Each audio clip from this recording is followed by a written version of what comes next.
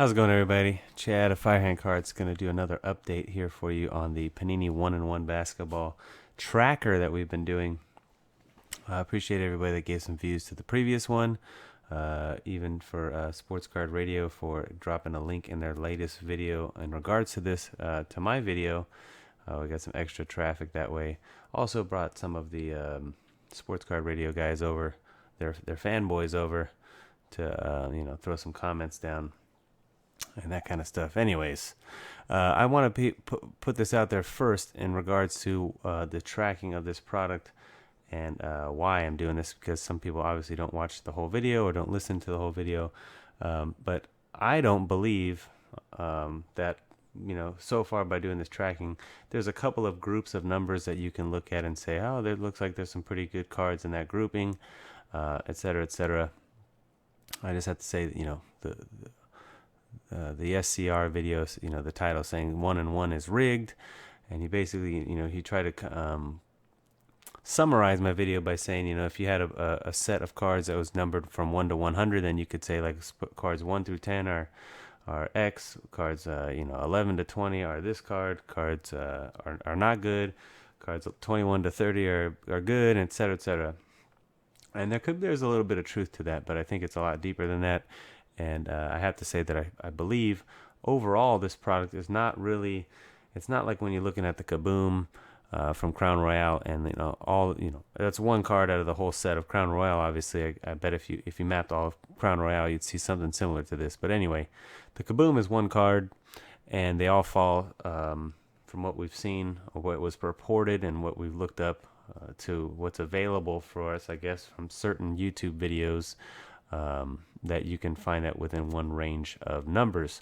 What you can see when you look at these numbers here is that there's not a grouping of 500 numbers where every single downtown falls in that number. So you can't say like, oh, well, if you find NCO 88373 and it starts with that code, you're going to get a downtown. It's not the same thing. I've had a couple comments of guys going, well, what's the solution? What do you rig? How do I know if I get a downtown? You're not going to be able to find a downtown always. Not some number that you can look at on the front of the box and say, oh yeah, I'm definitely going to get a downtown right now. There is a pretty group that it looks like you got a really good chance of getting a timeless, et cetera, and so on and so forth. Different kinds of cards. When I say different kinds of cards, it's more along the lines, I would say, yes, there's groupings of the lower tier autograph guys. There's groupings of numbers. From what we can gather on what I've tracked so far, some better hits fall into some like a range of numbers. And you have to look closely at these numbers. I color coded it, but I think some people get lost in the colors and not really pay attention to the numbers. You have to see. We can just scroll through here. Again, the yellow is what I would consider the lower end hits. Blue, much nicer hits. I've changed and color coded the green. If you see green, that means that it's an insert or a base. To differentiate the downtowns, the timeless base, the low numbered base, etc. from the rest of the hits. So green is a low numbered, and then a red card would be the autograph that came in the same box as one of the insert or base cards that we noted. As you can see here, there's CP3 Sneaker Spotlight, and then the autograph that came with it was an Adrian Dantley.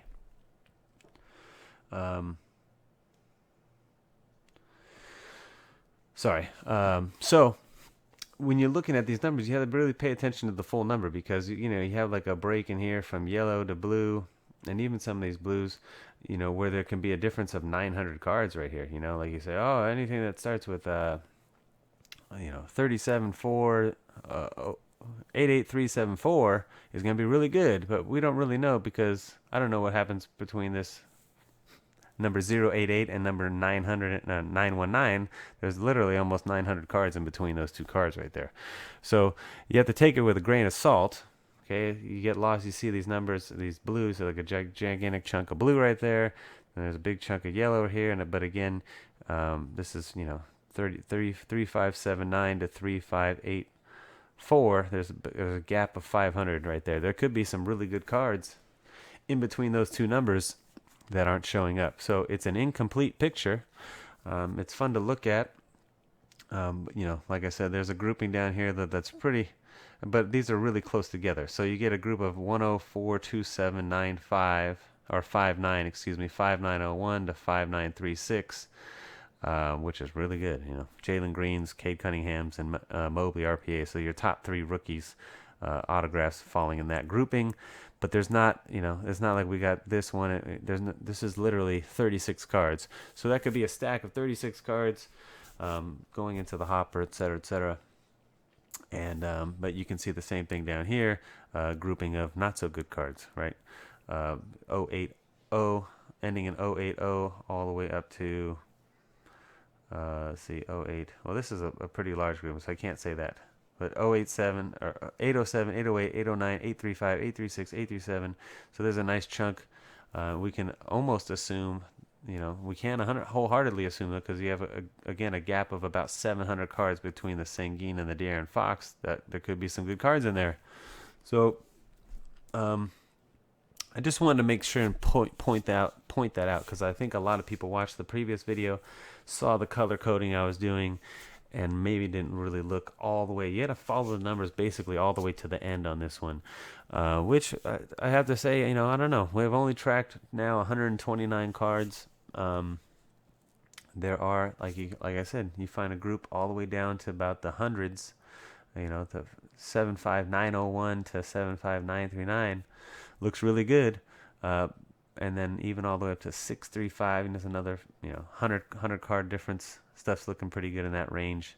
But you go from really good to really bad all of a sudden, from this Charles Barkley patch out of the 5. He's a case hit level guy at 7077 to 7080. You know, 3 cards later, you're into a whole run of garbage. So you have to follow it all the way to the end, which means, you know, it might not be too quote unquote traceable. So you have to really look at it all the way through. I suggest, you know, that was my whole plan of this, to track all these, was to get a better idea of how this product is put together. Okay, not to put it together to say, hey, look, we can easily just find a number and figure out exactly what card is going to be where. There's going to be a couple of groups, you know, way after the fact. Look how far after the fact we have to do this to really start narrowing down these groups. And you know, even with the guys that found the kabooms, I'm not sure, that might be a lot easier deal to find, you know, when you're looking at one particular type of card. And my thought after seeing this is that that was the manufacturers, Panini, and whoever they hired to put the product together, getting really lazy, I think, and leaving all those kabooms, and putting all those kabooms in sequentially numbered boxes with the holograms. As you can see right here, the downtowns are spread out. You know, there's downtowns in 10427. There's downtowns in 10428. Those are about a couple, you know, thousands apart. But then you have, I guess we'd have to find some more downtowns. Maybe they're all down there. Maybe all the downtowns are down there, 10427 to 10428. But again, you can hit a 10427 and look how far spread out the downtowns are. You know, 208. Then you got all the way up to 180 cards later to get another one.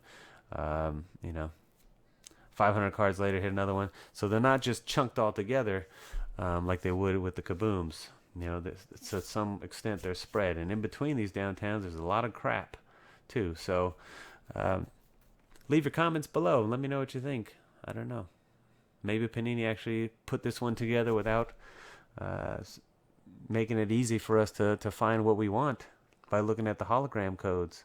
Again, you can map it after the fact, and it's easy in hindsight. You know, hindsight's always 20/20. You put all these numbers together and look at it afterwards and go, wow, yeah, you could how they put all this stuff together. But when you're starting to see it broken up, big cards, small cards mixed together, and again, it's incomplete. There's hundreds and hundreds of cards in between some of these colors that we have no idea what's in there yet. So that's the update. Thanks for watching, and leave your comments below. Peace.